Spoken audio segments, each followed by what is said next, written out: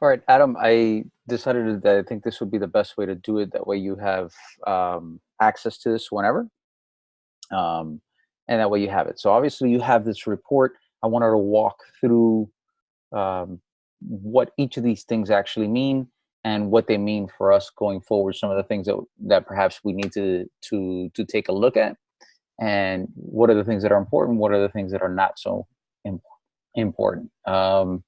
So let's go to section one.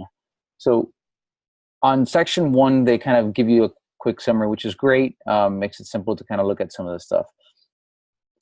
Areas of decreased stability. They note your pelvis is one of them.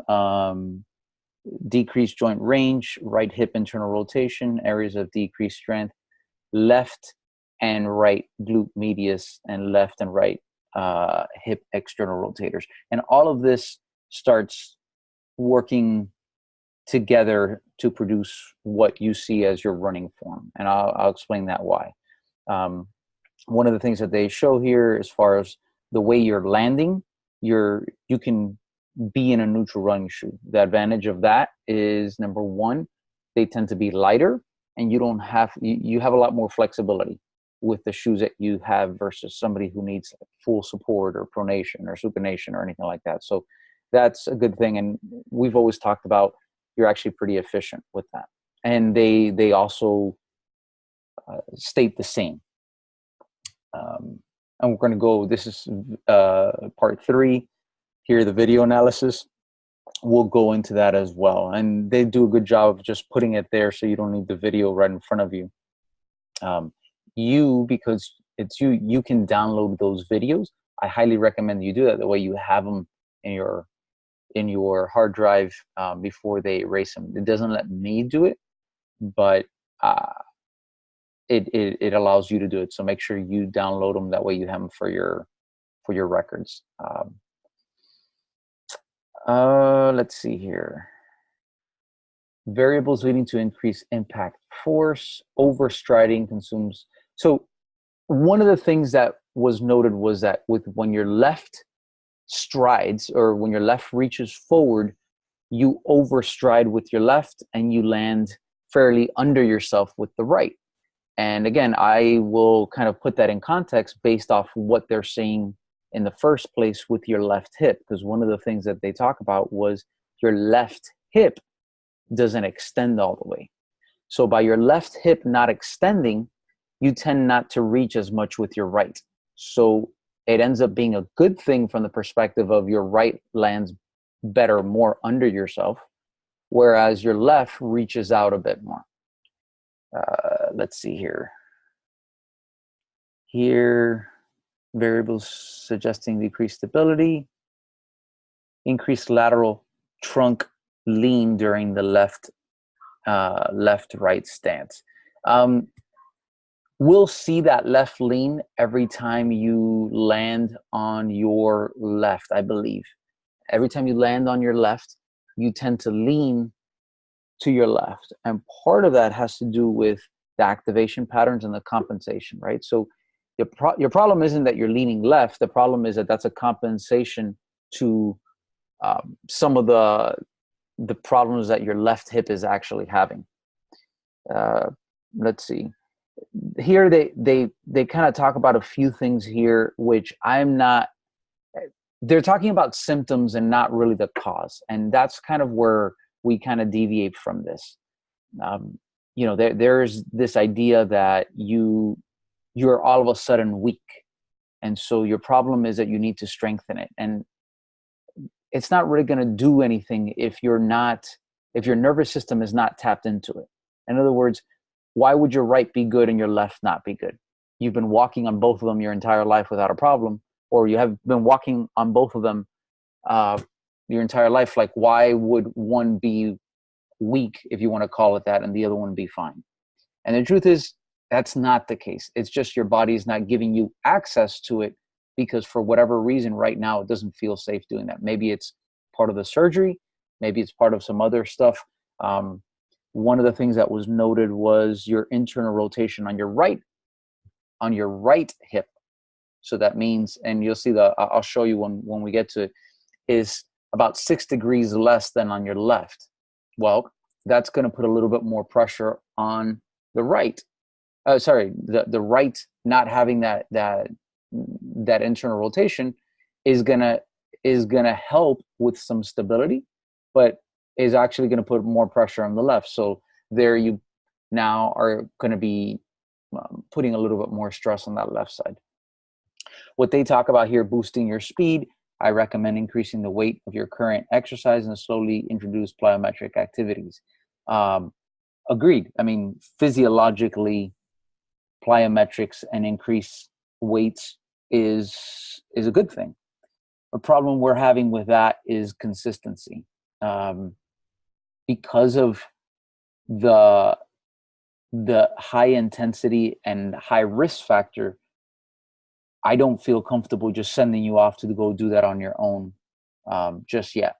And so part of that is, well, if you just came off your crazy flights all over the place and your body is not even moving properly, because we have to get it back to where it needs to be moving properly because of all the trips and everything, then it's not going to be a wise thing to now automatically load it to the highest degree by adding plyometrics to it.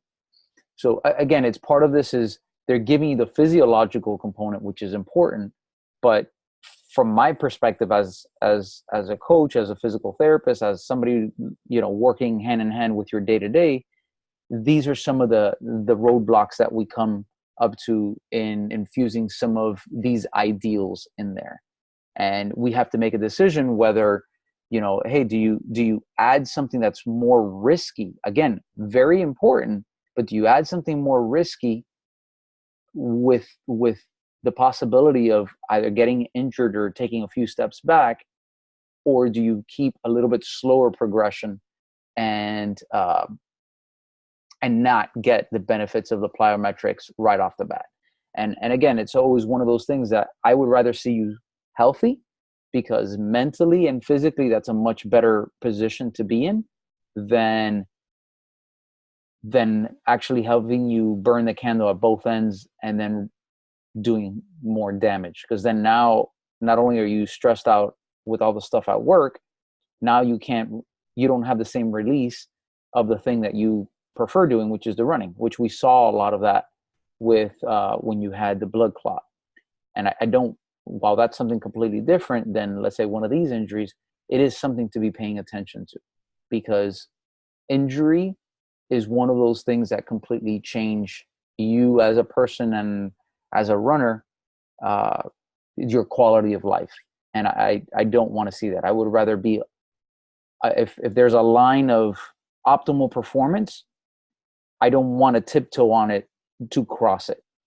At this age, at a master's level, you want to give yourself some room. And I firmly believe longevity will do better than going for broke, especially if you see yourself doing this. Now, if you tell me, hey, look, I have no desire to keep running after I hit this, well, okay, well, let's hit it and, push it as much as you can. And then you burn out, I don't think that's what you've expressed up to this point. And I don't think from a long-term perspective, it's a great idea, but I think it's one that we need to be very clear about from the beginning.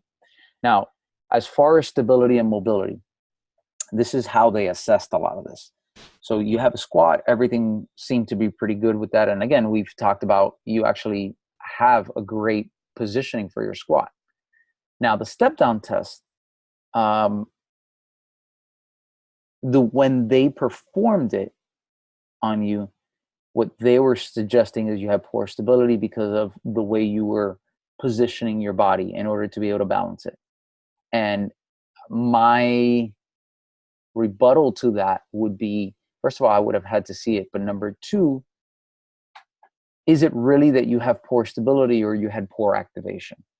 Because there have been plenty of times when you come in and we do stuff that you're not doing well, and then we activate it and all of a sudden you can do it. Or like in the case with a lot of times is, I come in, I'm hurting, or my hamstring is really tight, and then after we do a few drills, everything feels completely different.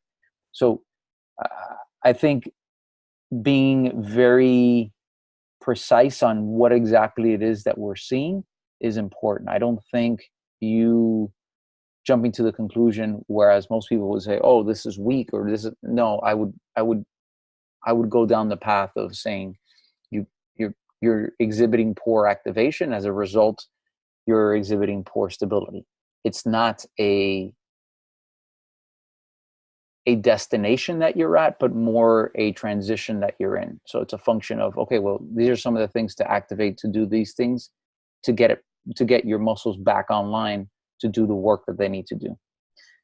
Good rotary stability. We do this one and you do it well. The unilateral bridge, great. The flexibility and all of these, they say we're good. Now, here's where we look at the active and passive range of motion. So again, they essentially tested active range of motion, which is what we need more than anything. But if we scroll all the way down here to where it says hip internal rotation, normal's at about 30. You were at 32 on the left. You were at 26 on the right. Now, if you were on 26 on both, I would say it's not at normal, but the fact that there's an asymmetry is where I would say, oh, look, there's something that we need to address, something that we need to pay attention to, because the asymmetry on the right is 6 degrees less than the left, and it's 4 under what's considered normal. I'm not so worried about the normal versus the asymmetry between the two. So one of the things that we want to focus on is, okay, well, how do we increase that? Or why is this asymmetry happening? And then how do we rectify it, if at all it can be?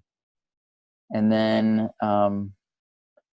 again, going back to this, where it says that you were mildly weak on each one of these, the external rotation and the gluteus medius, I think it's more an activation problem. We can test you and then have some activation stuff and then test you again, and I guarantee you're going to be better. So I think it's less of this is a state of, or a destination of where your muscle is at this point, but more a function of what your nervous system is connecting to at this point. And I think this changes. As far as the foot and ankle, we talked about, look, you have very minimal pronation, 6.6, 6.4 of pronation, which is considered normal, 6 to 8 degrees. Let's see, the running video analysis. All right, so here's where we start looking at you running a little bit more. And let me look at where's the picture here.